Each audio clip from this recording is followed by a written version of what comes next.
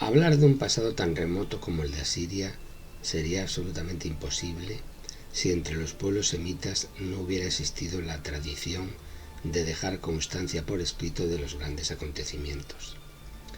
Los monarcas asirios daban mucha importancia a preservar su memoria por escrito, en particular la puntual crónica de sus atrocidades, y el terror que ello producía fue un poderoso resorte de poder frente a los demás pueblos sometidos. Se han conservado miles de tablillas de barro cocido que, enterradas en el desierto, han sobrevivido al paso de los siglos, rescatadas de entre las ruinas de Nínive, de Khorsabad, de Nimrud y de Hattusa. Sus millones de diminutos caracteres cuneiformes han sido objeto durante décadas del paciente estudio y traducción de filólogos e historiadores. Que podamos recrear la vida en Asiria se debe al admirable empeño de los arqueólogos y los sabios europeos durante los siglos XIX y XX. Hasta la irrupción en Mesopotamia de los pueblos del mar en el siglo XIII a.C., Asur fue una pequeña ciudad asentada entre roquedales en un paraje fértil donde el Tigris corre rápido y profundo. Sus habitantes, de raza semita, eran pastores o bien agricultores que aceptaban de buen grado la dependencia política de Babilonia, de cuya tradición cultural participaban como el resto de Mesopotamia. La lucha contra los invasores, los llamados pueblos del mar, y contra los hititas duró 3 siglos y finalmente terminó con la intervención del Egipto faraónico en Asia y la derrota del imperio hitita en la batalla de Kadesh. Fue en esta lucha sin cuartel por la supervivencia física donde se forjó el carácter del pueblo asirio. En el año 1115 a.C., con el poder del faraón de Asia como algo puramente nominal, el rey asirio Tiglat-Pileser I se apoderó a sangre y fuego del territorio hitita, Armenia y Asia Menor.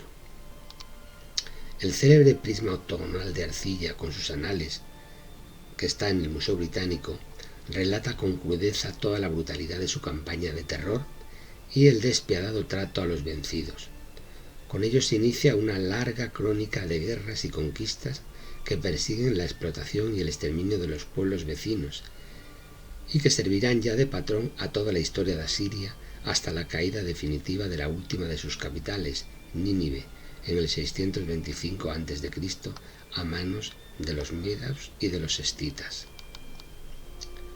La constitución de un nuevo poder imperial hegemónico en Asiria no tuvo como consecuencia, como en el tiempo de la antigua hegemonía babilónica o egipcia, un sistema de guerra limitada donde las ciudades tomadas no eran destruidas ni asesinada en masa su población, en que el saqueo había sido sustituido por una contribución de guerra.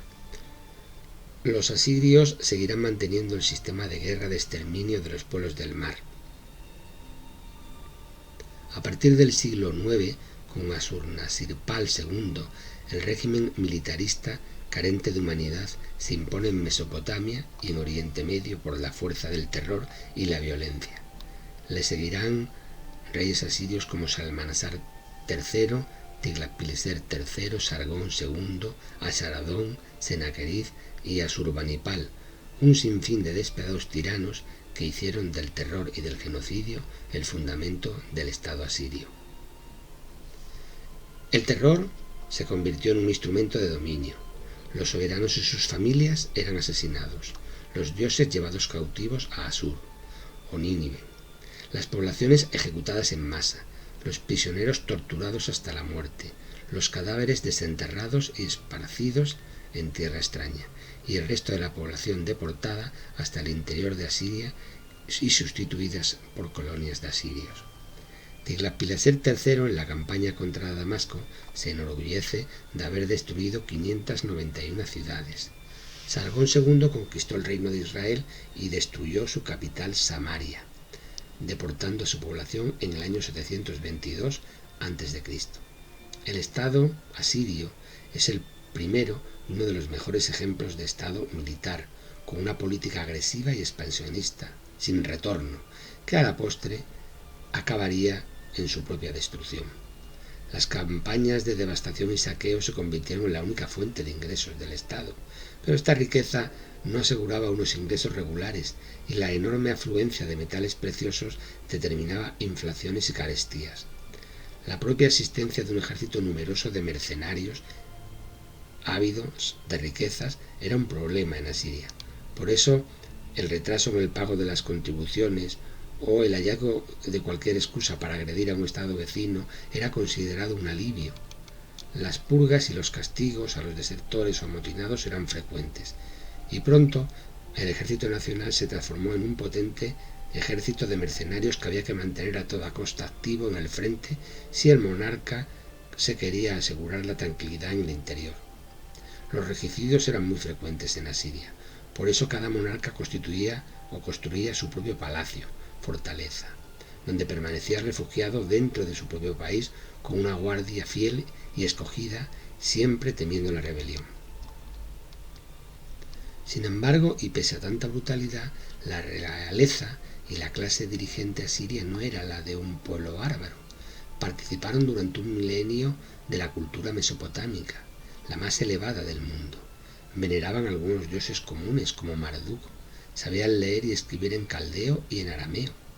En el apogeo del imperio, siendo Asiria dueña de Anatolia, de Armenia, del Oriente Medio, de Egipto y de toda Mesopotamia, el príncipe Asurbanipal, tras la toma de Babilonia por su padre Sennacherib, recogió la casi totalidad de su biblioteca y con su afición por la literatura llegó a constituir la mayor biblioteca de tablillas de arcilla del mundo. La leyenda de su refinamiento se extendió y se deformó por los viajeros griegos que lo llamaron Sardanápalo y lo consideraron la viva imagen de la molicie, la desproporción y el exceso oriental.